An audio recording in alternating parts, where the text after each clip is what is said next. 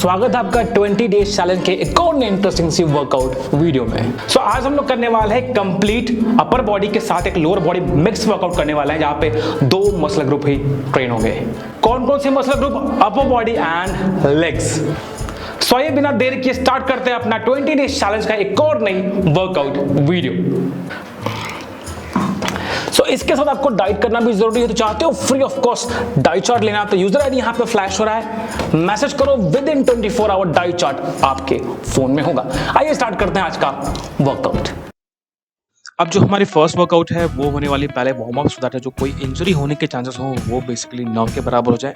तो वर्कआउट के पहले हल्का सा वार्म अप करना बहुत ज़रूरी है। ये आपके बॉडी में ब्लड फ्लो का जो मूवमेंट है वो बढ़ा देता है, प्लस आपको इससे कोई भी इंजरी, मसल पुल या क्रैम्प होने के चांसेस बहुत न के बराबर हो जाते हैं। तो कोशिश करो 30 सेकंड के या 1 मिनट के कोई भी बेसिक वार्म अप जरूर ऐड करो, ताकि वहाँ पे ब्लड सर्कुलेशन का जो मूवमेंट है वो फास्ट हो सके। तो ये हम लोग कुछ बेसिक आर्म सर्कल हुए, साइड बेंड हुए, आर्म स्ट्रेच हुई, ये सब आप कर सकते हो, क्योंकि जिस मसल ग्रुप को ट्रेन कर रहे हैं उसको हिट करना ज़रूरी है और ये एक बेसिक वार्म अप करना भी ज़रूरी है। तो इसके आप 1 या 2 मिनट के लगा सकते हो।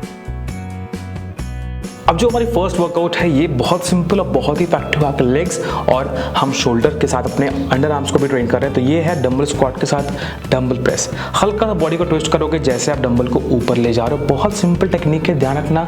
जिनको कमर में पेन है उस वर्कआउट को, यानी कि इस वर्कआउट बहुत ध्यान से आपको परफॉर्म करना है। सिंपल हल्का सा नीचे स्क्वाट लगाओगे, फिर डंबल को ऊपर की तरफ और इसी में आपको बॉडी को हल्का सा रोटेट कर देना है। ये है dumbbell squat plus dumbbell press, जिसके लगाने वाले हो आप 30 सेकंड्स के एटलीस्ट आप 3 सेट। फॉर्म ध्यान रखना, वीडियो को स्किप कर देखोगे चीजें अक्सर छूट जाएंगे, स्किप मत करना। अब जो नेक्स्ट वर्कआउट होने वाली है ये है बेसिकली कौन सी, ध्यान से देखो पहले टेक्निक। ये है डंबल पुलोवर्स। दोनों डंबल अपने चेस्ट के पास रखेंगे और वहां से डंबल को पीछे जितना आप स्ट्रेच कर सको, यानी कि लगभग मैट को टच कर देना है। डिपेंडिंग आप कितना स्ट्रेच कर पाते हो, आपकी बॉडी कितनी फ्लेक्सिबल। तो ये वर्कआउट का जो फॉर्म है ध्यान से देखो, मेरे कहीं से भी एल्बोज बेंड नहीं हो रहे हैं। अगर एल्बोज बेंड करोगे तो जहां पे टारगेटेड फैट है वहां पे टेंशन क्रिएट नहीं होगी। तो मेक श्योर इसी फॉर्म और इसी टेक्निक के साथ आपको परफॉर्म करना है। अक्सर हम लोग गलती क्या कर देते हैं, जल्दी जल्दी वीडियो देखा, स्किप किया और छोड़ दिए, इस वजह से आपको रिजल्ट्स नहीं मिलते हैं। ध्यान रखना। थोड़ी देर रेस्ट करेंगे। रेस्ट करने के बाद जो अपनी नेक्स्ट वर्कआउट है वो बेसिकली है डेडलिफ्ट के साथ रेज। अब यहाँ पे लेग्स और हमारे अंडर आर्म्स दोनों भी ट्रेन हो रहे हैं, प्लस आर्म्स भी ट्रेन हो रहे हैं। जिनके आर्म्स बहुत सैगी हैं, बहुत फैटी हैं, स्किन लूज हो गई, उनके लिए ये workout one of the best है। बस शर्ते जो आपका टेक्निक है वो इसी मोमेंटम के साथ आपको परफॉर्म करना है। देखो जैक लगा रहा हूँ, देन डंबल को ऊपर ले जा रहा हूँ। सिंपल बेसिक है, कुछ खास नहीं है। आपको बस ध्यान रखना मेरा मूवमेंट कैसा है, और जब मैं नीचे जा रहा हूं तो मेरे कहीं से भी नीज बेंड नहीं हो रहे हैं। सो ये है डंबल डेडलिफ्ट के साथ डंबल रेस। ठीक है, इसके बाद थोड़ी देर का रेस्ट लेंगे। रेस्ट करने के बाद बढ़ेंगे अपनी नेक्स्ट वर्कआउट की ओर, that is your lateral raises.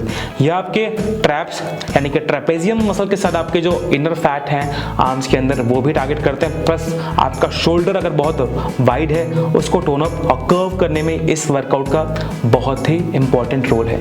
बशर्ते आपका डंबल आपके हिप्स, आपके लेग्स पे टच ना हो। पूरे सेट के दौरान आपको ध्यान रखना है लैटरल रेजेस जब भी करेंगे डंबल्स को टोटली रिलैक्स नहीं करना, हल्का सा आप होल्ड करके जरूर रखोगे। इसके लगाने वाले हो आप 30 सेकंड्स के एटलीस्ट 3 सेट्स।